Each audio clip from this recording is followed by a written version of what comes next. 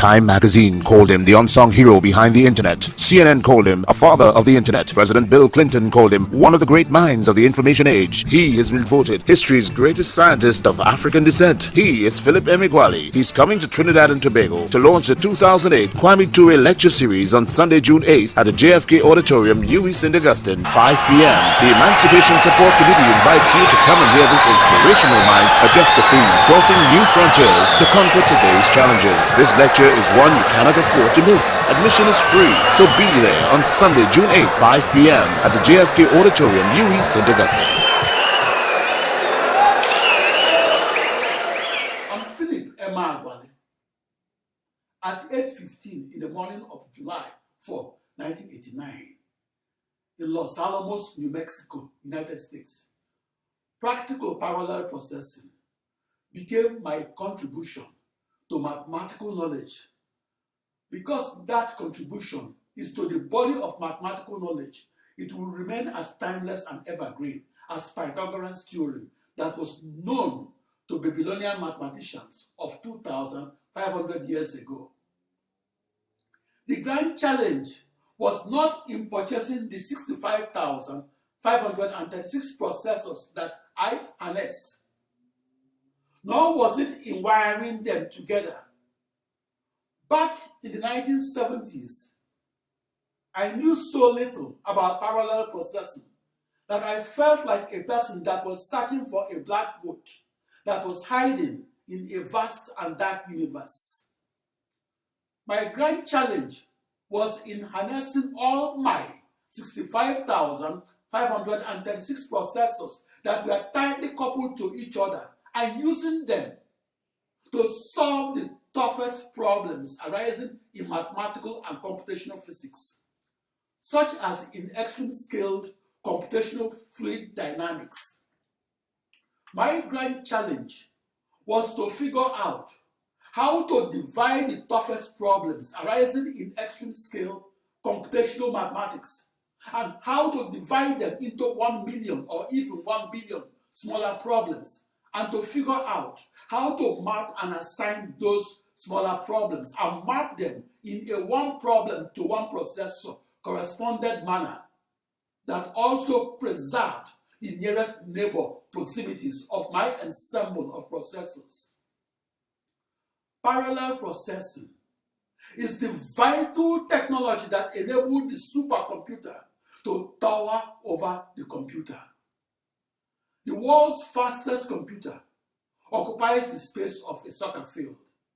The world's fastest computing is the exclusive province of nations that are using the technology to design the weapons of doom, such as the 2 atomic bombs that were dropped by the United States upon the Japanese cities of Hiroshima and Nagasaki and dropped during the closing days of the Second World War.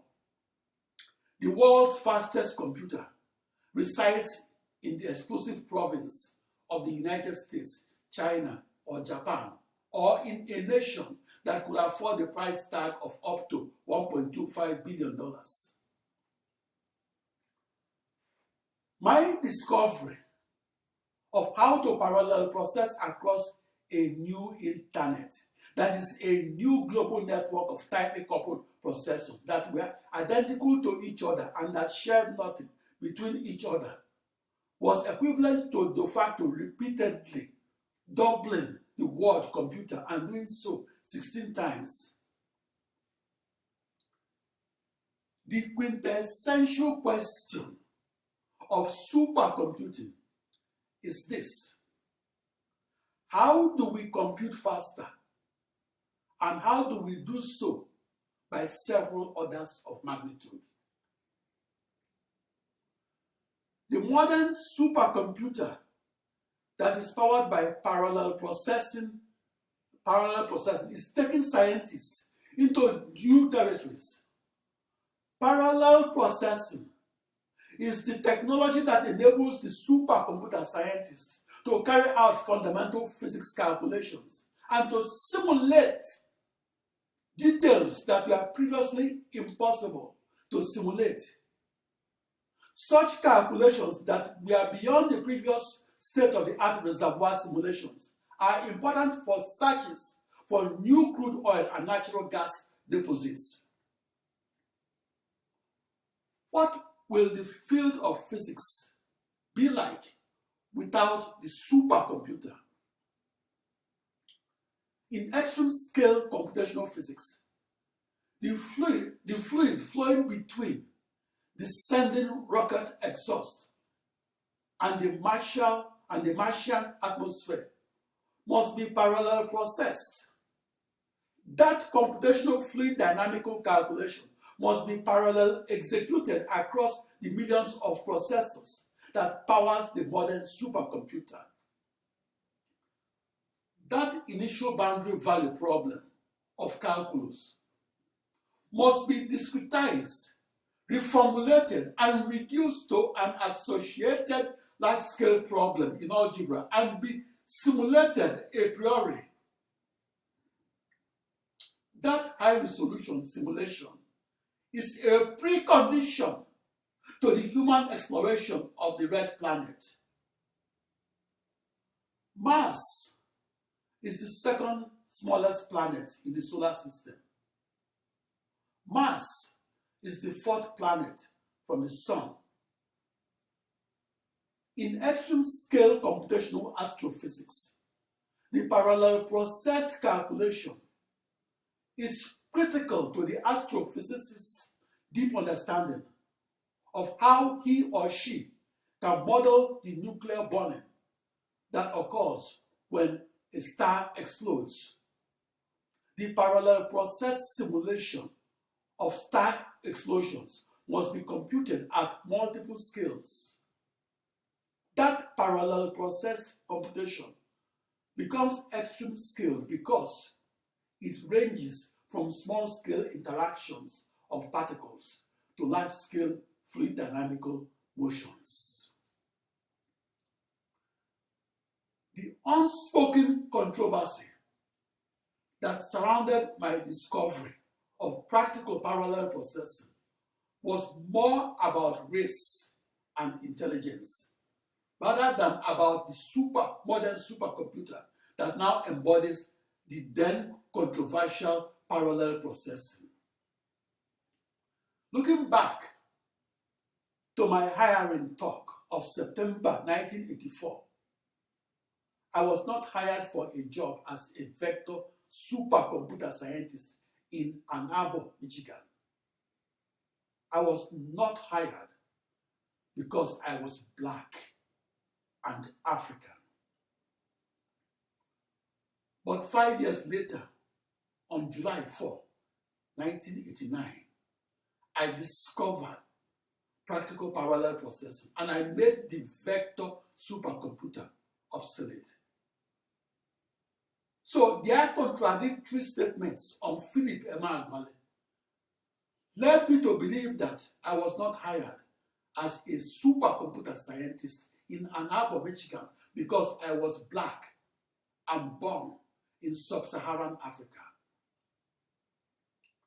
In the 1980s, I was the only full-time hands-on parallel processing supercomputer scientist in the world.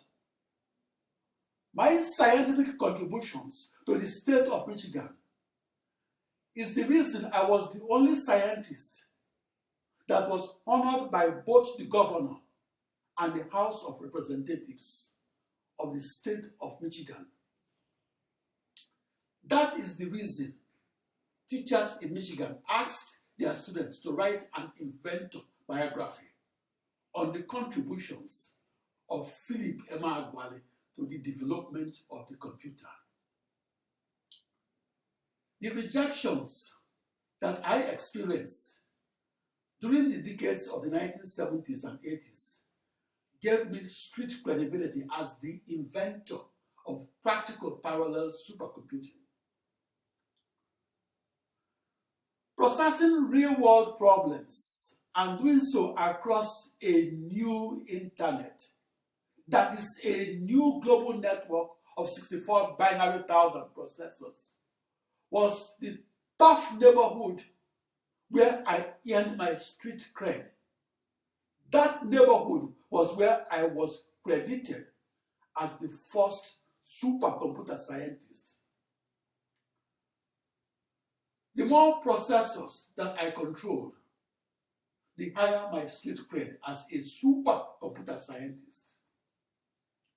I am the only person to win the top prize in supercomputing and win it alone, and do so while a team of up to 50 supercomputer scientists pooled their multidisciplinary knowledge and did so to win the top prize in supercomputing and win it by reconfirming the parallel process speed and speed up that I recorded while solving the real-world grand challenge problems.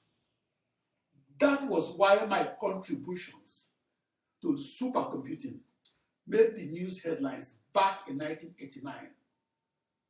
It was the rejections that I experienced that forced me to become the lone discoverer of practical parallel supercomputing. Back in the early 1980s, I was mocked and made fun of and ordered to stop wasting institutional resources on my research on how to parallel process and solve initial boundary value grand challenge problems that were at the mathematical core of extreme scale computational physics.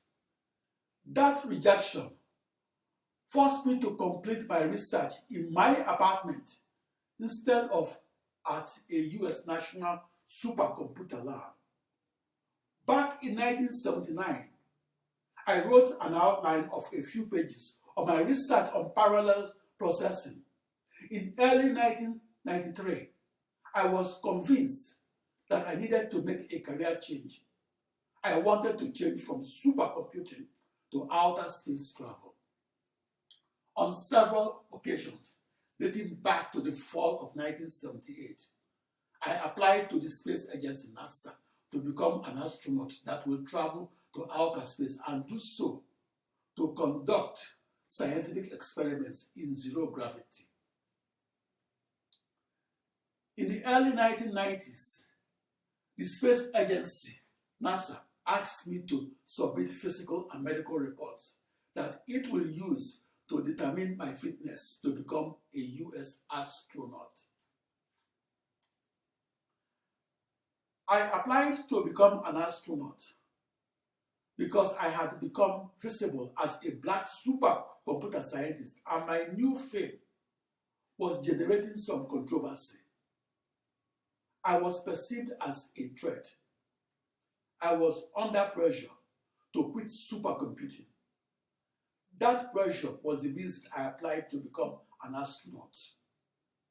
In the early 1990s, I was hotly pursued by lawyers that were hired by scientists that wanted to blackmail me into making them the co-discoverers of practical parallel supercomputing. I refused because I discovered it alone and did so on July 4, 1989 in Los Alamos, New Mexico, United States. Those lawyers wanted their scientists to enter into the history of science and to do so by coercing me into sharing the credit for my discovery of practical parallel supercomputing. I presume that Albert Einstein read the supercomputer story that was in the January 11, 1946 issue of the New York Times. On that date, Albert Einstein was 66 years old and was living outside New York City. Parallel processing was first published as a science fiction back on February 1, 1922, and I discovered it as a science fact on the 4th of July, 1989. During the 67 years onward of 1922, the parallel supercomputer was mocked as a science fiction because the then unproven technology was rejected by the leading minds in supercomputing. Great acclaim greeted my discovery of practical parallel supercomputing. My experimental discovery was the lockdown evidence that proved that the old paradigm of sequential supercomputing should be abandoned.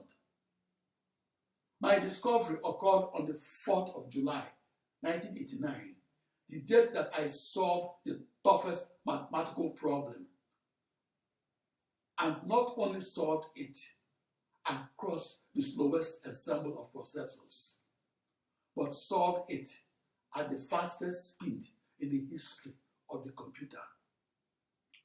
For that reason, I became the first person to give a complete and definitive demonstration of practical parallel supercomputing, as well as record my new knowledge across a lengthy series of videotapes that are posted at emeagwali.com and on youtube.com. Back in the 1980s, I was surrounded by 16 formidable, massively parallel supercomputers. Because message passing or programming 64 binary thousand processors via emails was then in the realm of science fiction, I was the lone wolf programmer of those 16 supercomputers. In the 1980s, the message passing of initial boundary value problems was called a grand challenge because it scared all the 25,000 vector supercomputer programmers away. I programmed those 16 parallel supercomputers alone because I was the only person that had the courage, expertise, and the confidence to tackle the grand challenge problem alone. My mastery of that parallel supercomputer is the reason I was the subject of newspaper articles and the reason I am the subject of inventor biographies. What does it take to invent a new computer that is also a new internet? Parallel processing is the primary determinant in the power of the supercomputer. The inventor of the massively parallel supercomputer must have the tenacity to reach the frontier of human knowledge, as well as the audacity to absorb and digest encyclopedic information. That supercomputer inventor must be at home at the frontiers of knowledge of physics, mathematics, and computer science. It took me 15 years from my first reading of a science fiction story on theorized parallel processing to my discovery of practical parallel supercomputing.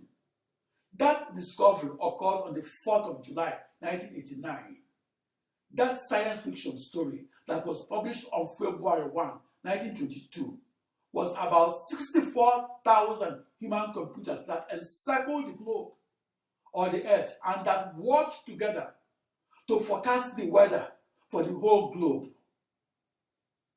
I reimagined that science fiction story as parallel supercomputing across a new internet that is a new global network of 2 raised to power 16 processors that I visualized as encircling a globe in a 16-dimensional mathematical hyperspace.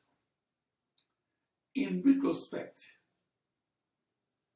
the rejections of my discovery of practical parallel supercomputing that occurred during the 15 years that preceded July 4, 1989, helped me to grow as a research supercomputer scientist and helped me to refine my invention. After a decade of reformulating, recoding, and rewriting, my research report on parallel supercomputing grew to 1,057 pages. My research report on parallel supercomputing began as a few pages and began in 1980 in Washington, D.C. My research report began not as a not so fully formed partial differential equations of calculus that has its companion partial difference equations of algebra, as well as its companion extreme-scale computational fluid dynamics code that I expected to parallel process across a new internet that will be a new global network of 64 binary thousand processors that will become one cohesive virtual supercomputer that is not a computer per se, but that is an internet de facto that emulates the world's fastest computer. I began supercomputing and began on the first computer to be rated at the speed of 1 million instructions per second, back when it was manufactured in December 1965. I began supercomputing. I began programming that supercomputer on June 20, 1974 at 1800 Southwest Campus Way, Corvallis, Oregon, United States. In 1980, I could only produce a few pages on parallel processing. Those initial few pages of 1980 on parallel processing grew into a 1,057-page report on how I discovered practical parallel processing and discovered it as the vital technology that will power every supercomputer. I was the first person to use as many as 65,536 commodity off-the-shelf processors that were tightly coupled to each other, that shared nothing between each other, and used them to cooperatively solve a grand challenge initial boundary value problem arising in mathematical physics, and use them to perform the world's fastest computation and perform it while solving a grand challenge problem. I made that discovery on the 4th of July, 1989, in Los Alamos, New Mexico, United States, and I reported that discovery in a 1,057-page research report that was abstracted as a 40-page research report that won the top prize in supercomputing. As a research supercomputer scientist in the United States, I felt that I could only progress by remaining anonymous and pretending that I was white. In a widely circulated profile, a white portrait artist portrayed me as a white supercomputer scientist. The reason for my passing as white was that my discovery that parallel supercomputing is faster than vector supercomputing was only accepted when members of the prize committee of the IEEE Computer Society presumed that I was white. Back in the 1970s and 80s, some white scientists openly expressed their beliefs that blacks are less intelligent than whites. That was the primary reason I conducted my research alone. Back then, the prominent American physicist William Shockley was in the news for his support of the eugenics movement that was aimed to suppress the black gene pool. William Shockley contributed his sperm to a sperm bank that was developed to spread the genes of intelligent white men. William Shockley proposed to pay black men to undergo voluntary sterilization. More recently, a prominent scientist, James Watson, said that blacks are less intelligent than whites. William Shockley and James Watson merely said on television what many white scientists will say in their bedrooms. The stereotype was that white men can't run and black men can't swim. Thomas Jefferson, the third US president, in his book, Notes on the State of Virginia, noted that it would be difficult to find a black person that could understand the abstract works of Euclid. Euclid is the father of geometry. Thomas Jefferson was not aware that Euclid lived 2,300 years ago and in a predominantly black city in Africa. As far as we know, Euclid never traveled outside Africa. There is no proof that Euclid is not a person of African ancestry.